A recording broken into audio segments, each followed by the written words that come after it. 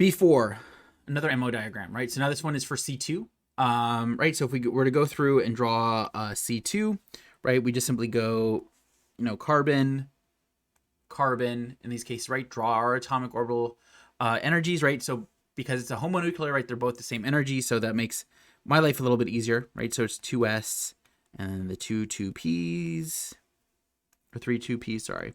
2s, 1, 2, 3, 2p's, right? Carbon has 4 electrons, right? So we have 1, 2, 3, 4.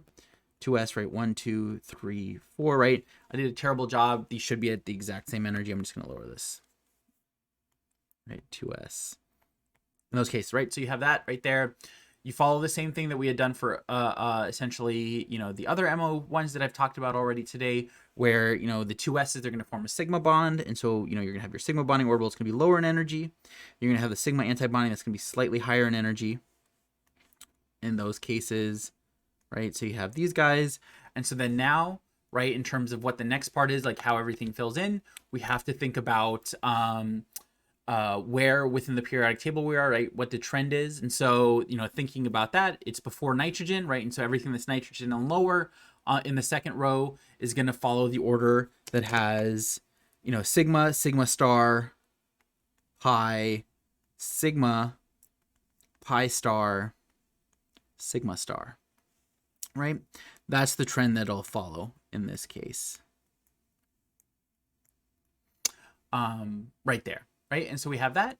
So now we just need to fill in the electrons that we have. And so we have 4 on each side. So there should be a total of 8 in the middle for C2. So we have 1, 2, 3, 4, 5, 6, 7, 8, right? So what we would have right here is the molecule would be, have completely filled pi bonding orbitals in this case.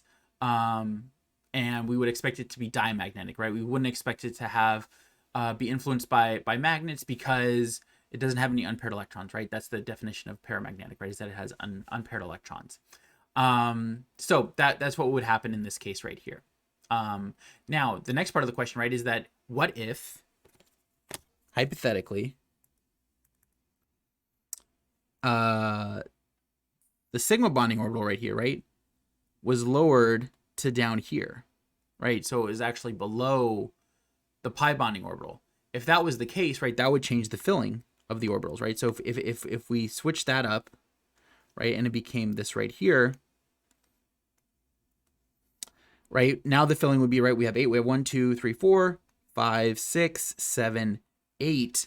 So now the highest occupied orbitals are going to be the pi orbitals again, right? Those are going to have them in there, but now both of them are going to be unpaired, right? You're going to have 2 unpaired electrons in the carbon, the C2 MO diagram, and that would make it then paramagnetic now because it has, unpaired electrons in that system. And so, that's an important thing to think about, right? And to pay attention to is that would be the case, in these scenarios. So, yeah, so little thought experiment there. That's not the correct MO diagram for C2, but if it was, that's how it would influence it.